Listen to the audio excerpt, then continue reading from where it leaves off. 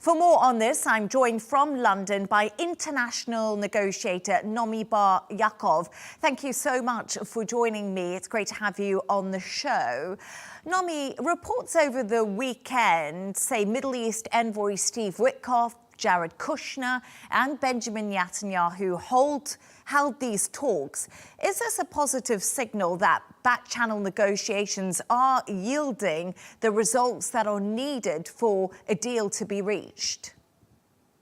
Yes, thank you, Leigh-Ann, for having me on your show again. I think it's a good sign in the sense that they were working on the 21-point plan. And I think it's important that Netanyahu had a good look at it and a good discussion with them on it, you know, them being the two chief advisors on this particular, on Gaza, Israel, and the West Bank. So I think the 21-point plan was discussed in great detail. Netanyahu had some amendments of his own to it, and those will be discussed or are being discussed currently as you and I are speaking between President Donald Trump and Prime Minister Netanyahu. So I think, yes, I think it's a good sign that there is definitely active engagement. I also think that they said to Netanyahu that in no uncertain terms, he needs to sign on to whatever the president tells him to do. And Steve Witkoff had done this before. He was dispatched to see Netanyahu in Tel Aviv 2 days before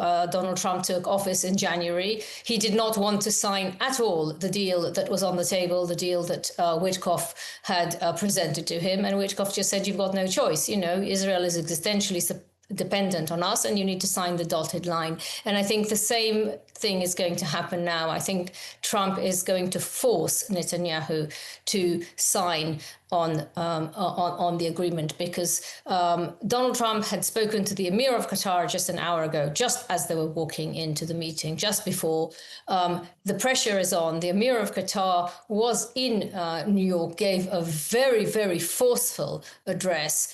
It was very clear that Israel had crossed a red line beyond any red lines. I mean, it was a succession of red lines that Israel had crossed, but the attack on Qatar went that far that I think the Emir said, look, we've got to get this and you've got to rein Israel in. And I think that Donald Trump had understood the message. So the pressure is on from the Gulf and Donald Trump would like to see an end of the war. So whether Netanyahu will be able to sell it to his right-wing coalition or not, he may just have to take a safety net from Yair Lapid, the leader of the opposition, had basically said, the deal has to go through, the hostages have to come back, I'll give you a safety net if the extreme elements within your government leave. And you mentioned there that President Trump will force Netanyahu into signing this deal and taking it back to his cabinet and selling it. Is Donald Trump able to force Netanyahu into this? What leverage does he have? Oh, he has a huge amount of leverage. Israel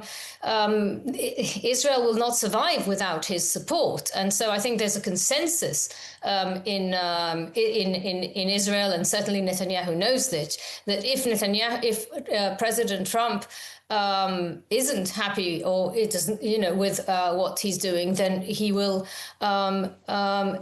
He basically this is the fourth meeting between Netanyahu and Trump. So in the first three meetings, Netanyahu managed to persuade Trump that whatever his narrative was, this is the case. So basically said, we've got to continue to attack Hamas, we've got to destroy them, and Trump bought into this. Now Trump had seen not only the Emir of Qatar, also Erdogan, also the president of Pakistan. I mean, he met with also the King of Jordan. I mean, they had a really serious meeting at the UN last week.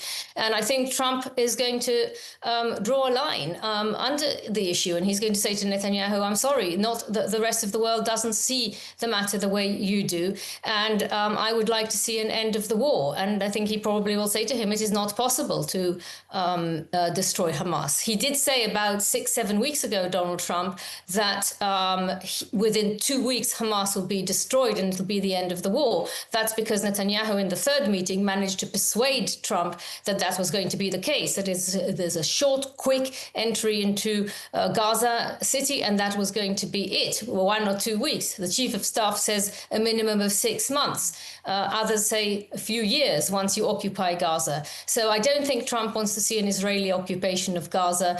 It's very clear that the Abraham Accords are at risk, not only with annexation in the West Bank, which also is a very important issue, which is going to come up today.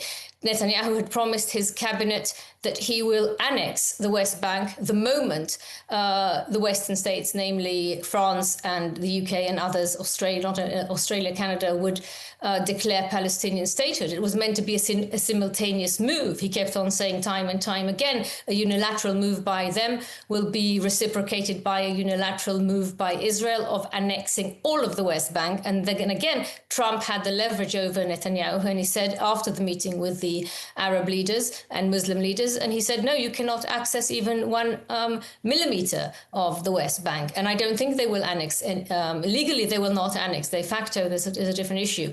But there was a delegation of settler leaders that flew in yesterday after the Sabbath, so on Sunday, to see Netanyahu with the request that he raises with Trump the annexation issue, and that he comes out and announces an annexation.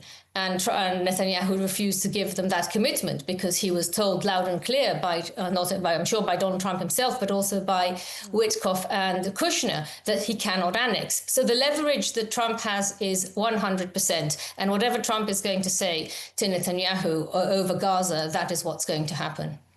So, Nomi, I just want to talk a little bit about something in this 21-point plan regarding Hamas, because a lot of people are saying, you know, what's in this deal for Hamas? They still hold the hostages, but they're saying that there could be a safe passage out of the enclave for Hamas members who don't commit to non-violence. Which countries would be prepared to take some Hamas militants in after? Well, that's under discussion. Sorry, Leigh-Ann. The countries are still under discussion, and I think there'll be a fair amount of countries that support Hamas that will allow them in. The choice, that's just a slight nuance there. The choice that is in the 21-point plan, which I read very carefully, is that they will either they'll be given the option to hand in their weapons, and the weapons will be destroyed. That's a DDR process. It's a disarmament process. And if they will not want to give up their arms and have their arms destroyed, then they will be allowed to have a choice of safe passage. So, you know, in the past we've heard, you know, Turkey, Qatar, Algeria, but I'm sure there are many other countries that will also, certainly Iran, would welcome Hamas. I don't think there'll be a shortage of Muslim countries that will be willing to take them in. And I just want to bring some breaking news to you. Coming out of that conference, reports that the Israeli Prime Minister Benjamin Netanyahu apologized to the Qatari Prime Minister in a phone call from the White House for the attack on Doha. What do you make of that? Well, that's a very, very good example for the leverage that Donald Trump has on Benjamin Netanyahu, because Netanyahu had previously said that he'll never apologize. He took great pride in the fact that he was going to, you know, he was hunting the leaders of Hamas in Qatar, and said that he'll do it again, and said that they will not be immune from attack anywhere. So I'm sure that this is Donald Trump's agreement with the Emir of Qatar, that unless Netanyahu apologizes to him personally, they will not move forward with the ceasefire and agreement and the 21-point plan. So I'm delighted to hear that this call had taken place. And I think that is a very good sign that Trump is this time setting limits to what Netanyahu can and cannot do, unlike the previous 3 meetings. I think he's taking cue this time from the Gulf